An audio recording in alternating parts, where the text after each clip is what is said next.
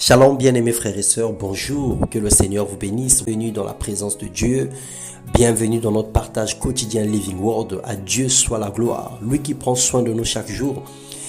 Il éloigne de nous les traits enflammés du diable, il veille sur nos vies et nous garde au centre de sa volonté. Sa main omnipotente nous touche et nous guérit de toute infirmité. Le Seigneur fait chaque jour des choses nouvelles en notre faveur, il nous bénit et il prend soin de nous. Que son nom soit glorifié et nous devons en être reconnaissants. Ce matin, nous allons partager la parole de Dieu. Le thème de notre méditation, la balance fausse, donc justice et intégrité. Dans les Proverbes, le chapitre 11, les versets 4 à 6, il est écrit « Au jour de la colère, la richesse ne sert à rien, mais la justice délivre de la mort. La justice de l'homme intègre aplanit sa voie, mais le méchant tombe par sa méchanceté. La justice des hommes droits les délivre, mais les méchants sont pris par leur malice. » Mon frère, ma sœur, le fruit de la justice sera la paix. L'effet de la justice sera la tranquillité et la sécurité à tout jamais. Voici ce que vous devrez faire, dit la parole de Dieu. Que chacun dise la vérité à son prochain en rendant une justice conforme à la vérité, une justice qui engendre la paix. Désirons d'être trouvés justes par Dieu, non pas avec une justice que nous aurions acquise en obéissant à la loi, mais avec la justice qui vient de la foi en Jésus-Christ et que Dieu accorde à ceux qui croient en lui. Une justice par la foi. Il ne s'agit pas d'aligner des situations. Il ne s'agit pas de faire la comptabilité ou de faire la gestion de quoi que ce soit. Mais il s'agit de décider de faire justice par la foi. Ça veut dire par exemple aujourd'hui, même si quelqu'un te gifle sur la joue gauche, tu lui tends également la joue droite parce que en faisant cela, tu anéantis la violence et tu emmènes la paix. Tu occasionnes une opportunité de pardon, une opportunité de réconciliation autour de toi.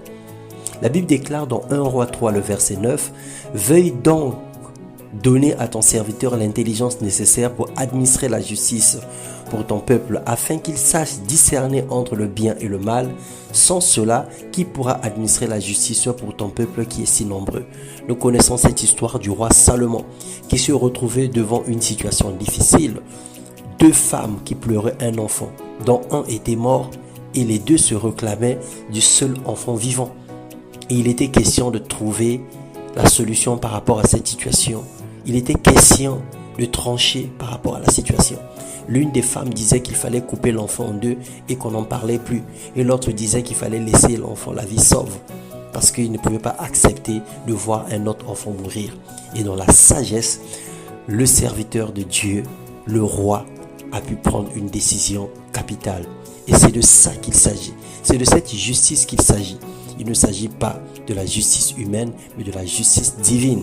La façon dont Dieu lui-même voit les choses. Nous sommes justifiés certes par la foi, mais chaque chrétien a besoin de travailler son caractère pour refléter la gloire de Dieu. Le Seigneur a fondé ses ordonnances sur la justice. Elles sont sûres. La parole de Dieu est sûre. C'est une source sûre de droit. Et nous savons qu'aujourd'hui, plusieurs nations sur la terre, plusieurs peuples ont fondé leur loi au travers de la parole de Dieu. Même s'ils ne reconnaissent pas Dieu aujourd'hui, même si certaines nations combattent même l'Église, mais des lois sont établies selon la parole de Dieu. Que ce soit la loi aux États-Unis, la loi en France, dans plusieurs pays d'Afrique, les lois sont édictées en fonction de la parole de Dieu. Il y a plusieurs choses qui sont tirées des proverbes et du Pentateuque, ça veut dire que les 5 livres de Moïse pour bâtir les lois. Ceux qui lui appartiennent, c'est-à-dire que les enfants de Dieu, doivent également avoir les principes fondés sur la justice. Quand un roi rend justice aux pauvres, sans partialité, son trône est affermi à jamais. Le Seigneur a besoin que nous soyons impartials. Le Seigneur ne veut pas que nous ayons des partis pris, que nous marchions en fonction des coutumes, en fonction des ethnies. Mais le Seigneur veut qu'on fasse droit à quiconque mérite, à quiconque a besoin, à quiconque est dans l'obligation de l'obtenir. Celui qui vit ainsi sera béni par l'Éternel, car Dieu aime la justice et la droiture, et son amour remplit le cœur des hommes intègres. et des femmes intègres. Alors, bien-aimés frères et sœurs, soyons intègres. Aimons la justice et le droit dans tous les domaines de notre vie. Éloignons-nous de la corruption, éloignons-nous de tout ce qui ne glorifie pas le Seigneur. Contentons-nous du peu et évitons tout ce qui est acquis par extorsion, tout ce qui est acquis injustement ou faussement. Que le Seigneur nous bénisse et qu'il nous renouvelle l'intelligence. Nous voulons chaque jour travailler pour que notre bilan soit positif et que le deuxième semestre de cette année, que nous puissions remporter des victoires. Là où nous avons échoué hier, que nous puissions réussir aujourd'hui. Dans le nom puissant de Jésus, soyez bénis.